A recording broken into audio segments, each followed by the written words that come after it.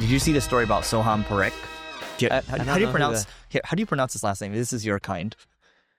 𝗖𝗛𝗔𝗡𝗟𝗡? I don't know. I'm probably getting it wrong. You don't know the story about this guy? No, I never heard of him. Okay.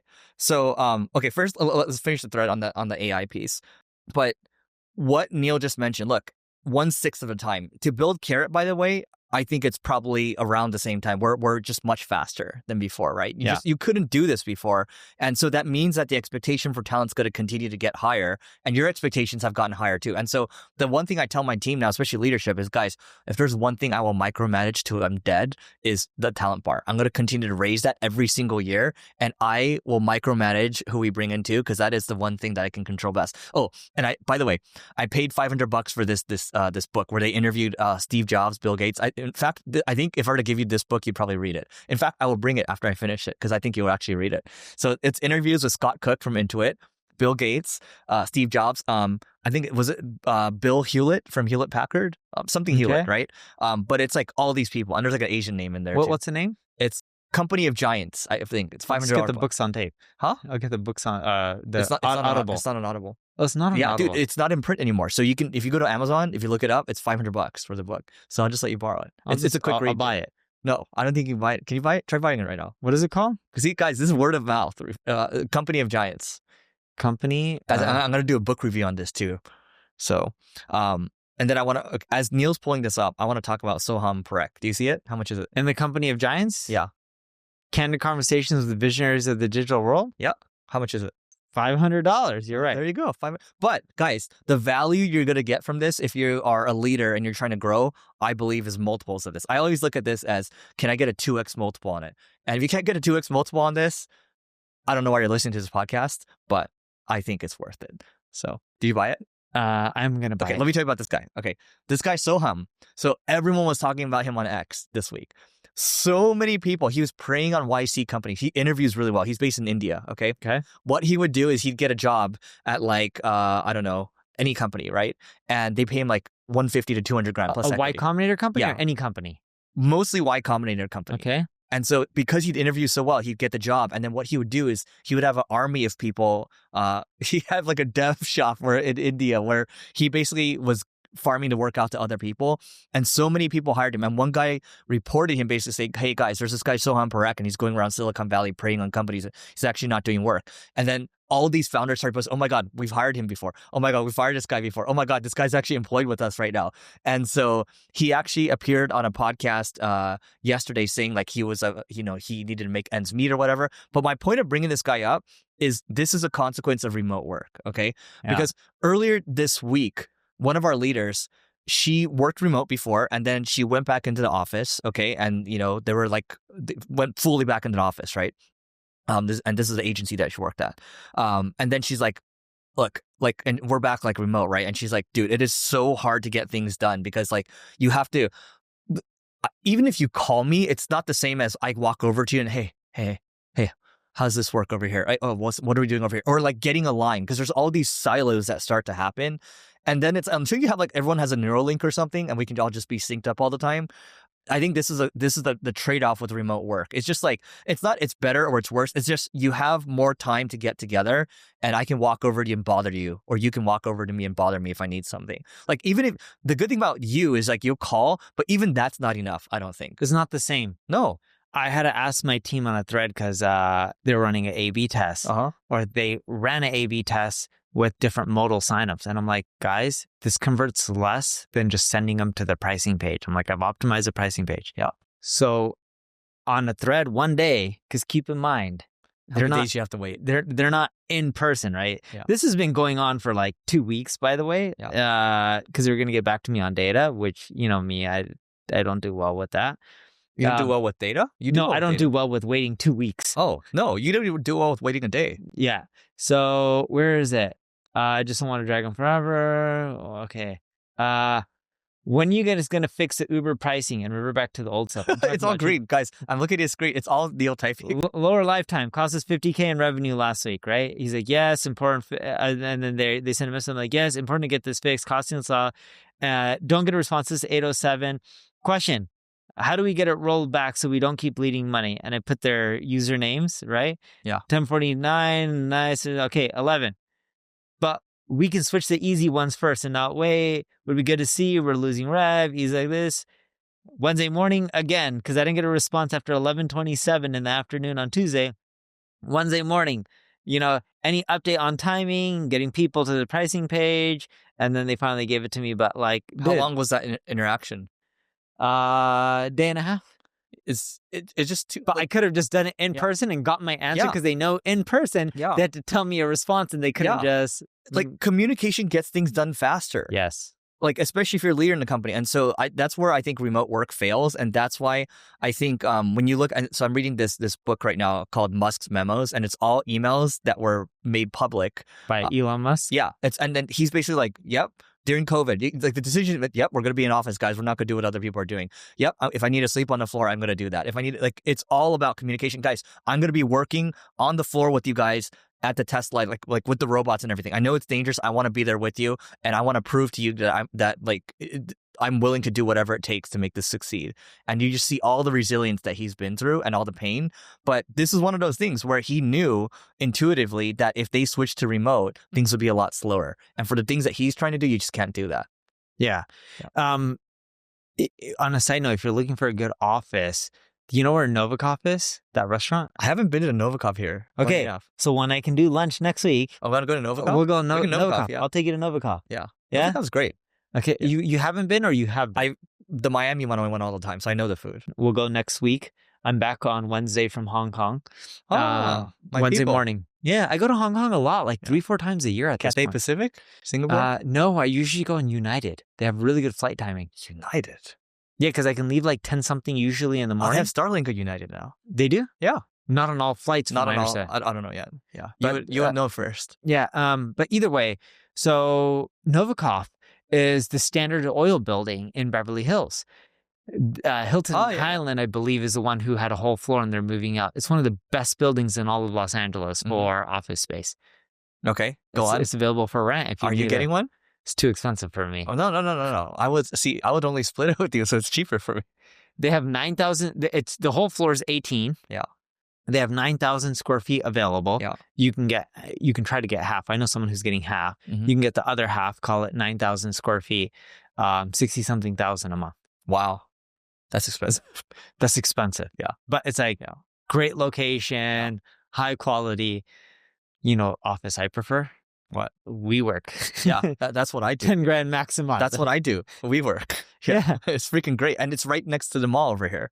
It's great. The location's amazing. It's amazing. Yeah. And anyway, so point is, I just see a world like you saw Jamie Dimon talk about it. It's like, I just can't stand it anymore. Right. And I just think a lot of this stuff is going to go back to in-person in office for people that are trying to be ambitious. Because why would you give up that edge? Yeah. And this is what I talk about with my CTO all the time. Our rotation. By the way, when with my mom passing, like I wasn't able to show up to the office for a bit because there's so much stuff I've had to handle, right? But I can tell, and I haven't told him this yet, so Sean, if you're listening, but I can tell we're a lot slower now just because we're not in the office and like we're not pushing each other. Yeah, I can see that. Yeah. If you don't have people who push in an organization, I think you're turning into the pusher. You are the pusher now. Yeah. I don't think that was your personality a few years ago. I've always been a pusher for myself, not others. And so what I learned with my mom's passing is to be kind but firm, right? Actually, we should ask Noah. Noah, do you feel like in 2017, when you first joined, I was a pusher? Okay, when do you feel like I became a pusher? A couple years in. Like 2019. 2019. Okay, so 2 years in. 2 years. Yeah. In. Do you think there's a change now? No, I mean, you don't see me working. I'll see that. Yeah. I think there's definitely still like, you're back to more like structure, I would say. Like structured push. I don't know what that means, but continue. Yeah. So I think what Noah's getting at is you're pushing and you're figuring out where to push. You're not just pushing everyone all the time randomly. I think you're being strategic on where you're pushing. Is that what you're saying? I think if I see something wrong, I go after it, like, which is what you do immediately. If you see something off, you just go after it. Yeah. That's why I still think in person is better than virtual. Mm-hmm. It's really hard for us because our team is just so distributed. We have too many people. Were you in the office in San Diego? Not often, right? Before. No. So when we had the office in San Diego, I would go and visit every once in a while. Yeah. But I have this weird thing where if I go into office, my productivity goes away. Interesting. I do not do well in an office environment. Yeah. I start browsing the kitchen and seeing what snacks. I start walking around and I'm like, oh, what are people doing here? I look at the office. I start talking to random people. I just get very unproductive. Yeah. And what I found is when I used to go to the office in San Diego, I would hop in for whatever I need to, and then I'll go back to my hotel room because I used to stay at the Pendry, which was close enough. Yeah. I hop back in bed. I know this sounds crazy. Put the covers over me. I would still be wearing clothes, not work clothes, but I was switching to like PJs.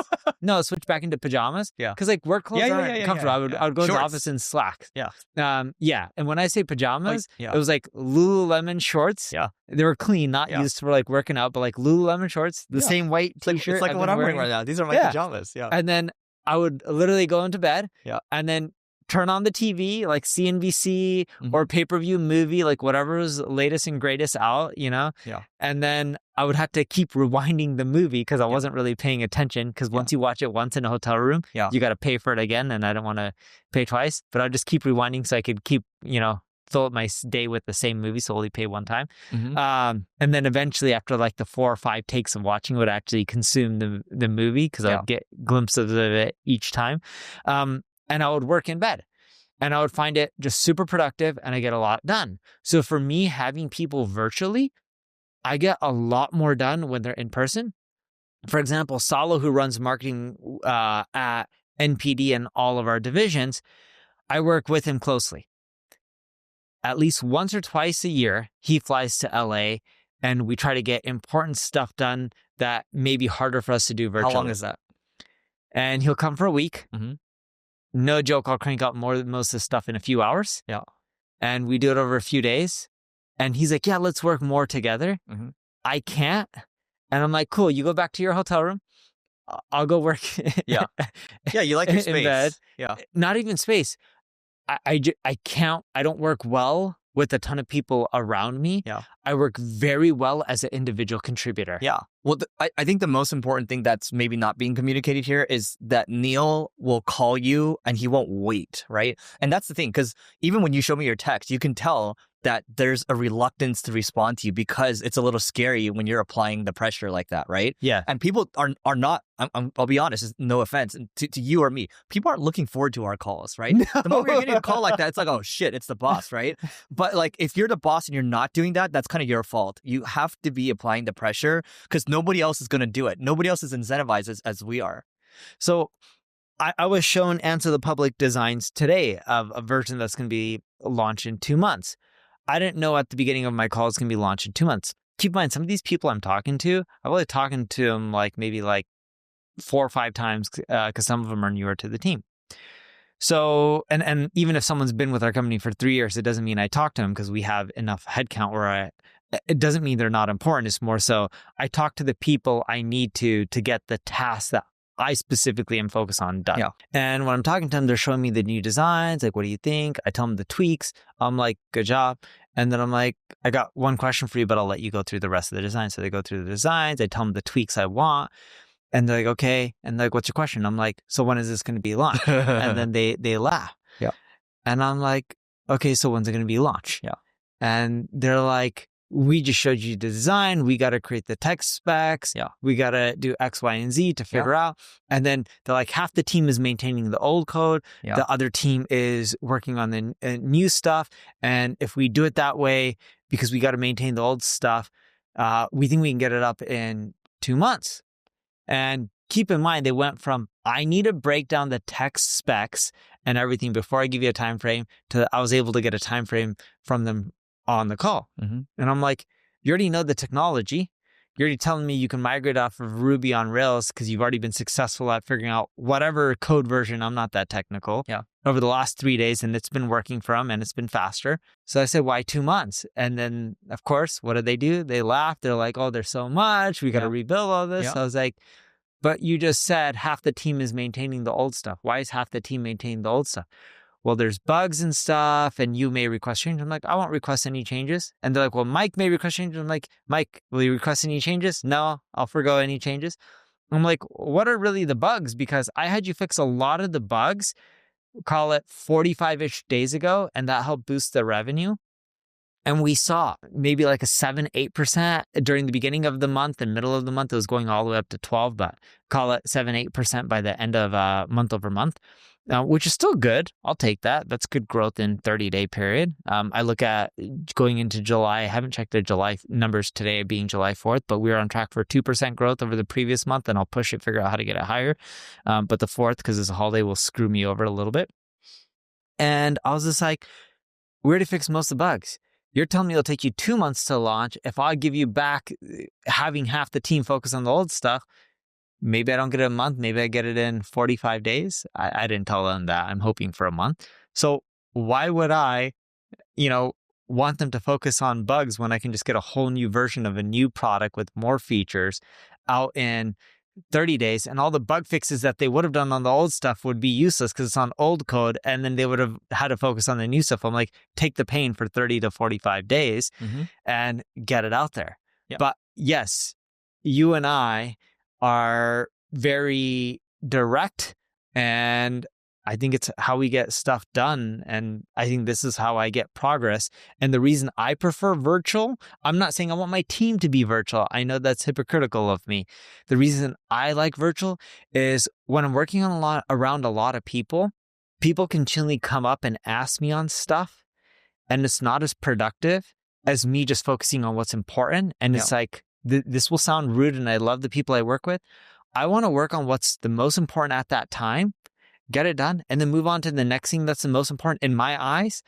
I don't want people distracting me with other stuff. And that's actually the highest leverage thing you can do. So the curse for my situation right now is I have to actually operate, right? I can't, I would ideally prefer to be in your situation where I'm only working on the highest leverage thing for the company. But, you have people things, there's a lot of my time spent on recruiting right now. And which is arguably one of the highest leverage things I can do. But, it is what it is. And so I think Neil has a great setup. I hope at some point 𝗔𝗕𝗢𝗨𝗧 reveals what his setup looks like. But what's interesting? Going back to Elon's emails that he sends to his team to Tesla, SpaceX, everything. It's always the same emails. It's, guys, we need to work harder. Guys, we need to move faster. Guys, unfortunately, sorry, there's a layoff. And thank you for working so hard, right? It's like the same messages over and over. And occasionally there's going to be like a celebration one, but he's very consistent with these emails. And then a big thing that he does too, to your point on prioritization, is when you go through your framework on, wait, why is this going to take 2 months? Half the team spent on bugs. It's his Elon algorithm is, how do you actually delete? How do you question all the requirements, which is what you're doing? You're actually running this. Question everything. And how do you start to delete? And then you can add back later if you need to add back. Yes. And then you can figure out, okay, what do you actually need to accelerate? And then you can figure out what you want to automate, right? Yeah. But that is what you're like. It's hardcore focus, and it's pushing people when they need to be pushed, and then it's running this Elon algorithm. All right, so I wanted to take a moment to tell you about my podcast co-host Neil's agency called NP Digital, and they work with a whole host of global companies or a global organization. Also, Neil has SEO tools such as 𝗔𝗕𝗢𝗪 and Answer to Public. All you have to do is go to npdigital.com to learn more, and we'll see you on the other side. I can see the process of really thinking things through, because my team, they're like, well, one of the reasons it's going to take 2 months to release it is we got to figure out all the limits with this AI stuff, because it's much more costly than the traditional search data that we provide. I say, okay, but if someone pays, don't you pretty much give them the data and most of it? They're like, yes. So I'm like, just build that and then we'll figure out the limits. And they're like, yes, but if we figure out the limits and we give too much, it can end up just being very costly. I was like, sounds good. Just roll that out and we'll figure it out and we'll deal with the cost later on. You can figure out that pricing later. Yeah, I'm like, so if we want to make a change, can we make it in a few days? Like, yeah. I'm like, cool, I'll eat the cost for a few days if they're wrong. Yeah. They're like, okay. And I'm like, yeah, let's go. Yeah. You know what's helpful too? And I learned this kind of listening to how Michelin does marketing, the tire company, right? Yeah. And so a big thing with what they learned, they obsess. Like if one of their workers loses like a minute, right? It actually ends up leading up to like thousands of years or something like that, right? Because it goes throughout the entire company. And so when you optimize small things like this, it actually, it it actually fixes the entire organization. It permeates through the entire organization. Again, guys, if you're a leader in the company, your job is to keep the temperature high, because inevitably, if you just think about the laws of physics, the temperature always falls back to room temperature, and that's why it's room temperature. One interesting thing about Michelin, do you know why they created the Michelin Guide? Yeah, to get people to actually drive more, so people actually, buy more tires. That's right. Yeah. Most people don't know that. Michelin, Guide, when they're doing all these ratings, it was to get people to use their car more, because yes, people have had cars for a long time, but when people first started getting cars, they didn't actually use them as much as they do today. When they started, it was still mostly a horse-driven society, but they saw the car was going to blow up, and so they built into the future. And then all the time when people are like, oh, we should go into, because there's a lot of tire companies, like, oh, we should branch off into these. They're like, nope, we're just going to focus on tires, because tires are going to be way bigger over time. And then they just focus on tires for the rest of their lives until they died. It was two brothers that did it. Oh, cool. Yeah. It's like a French company? French company. Yeah. And then they created like the fat, like Michelin Man. And then the Michelin Man like eats like nails and eats like all these, eats the obstacles, and it protects you from obstacles. Oh, I didn't know that. Yeah. Ah, so that was the purpose of the character. Everything, like a lot of things they did were spectacles. So they started the Michelin Guide, the Michelin Man. They started like bike competitions and things like that for people, like, and then but you had to use Michelin tires. Yeah. So they created spectacles back in the day already. So Red Bull does a good job with spectacles. Yeah. I would say they're probably one of the best. Yeah, I mean the guy that jumped off from like Earth, outer space to back to Earth. Yeah, that was really cool. Yeah, and they have the Red Bull team. They have two Red Bull teams in F1. So they have two Red Bull teams now. There's a Red Bull. There's Red Bull, and then they've always had like AlphaTauri, and now it's called something else. But it's like a junior. It's like it's you can get promoted to the Red Bull team, but those are usually like the up-and-coming drivers. But in F1, you're saying in F1... There's two teams in F1 that are part of Red Bull. So one is called Red Bull, the other one's called something else. And if you do really well, you can get promoted to the Red Bull team. Which actually happened. Yuki Tsunoda, who's a Japanese driver, he races next to Max Verstappen. He was promoted. Yeah, one guy was demoted from Red Bull to the lower one. So they're both racing still right now. Okay. Liam Lawson. Yeah. So he got demoted. Yeah. Did you watch the F1 movie? I did not. I heard it's great. Yeah, I'm going to watch it. I'll have to check it out. All right, that's it for today, guys. We will see you tomorrow.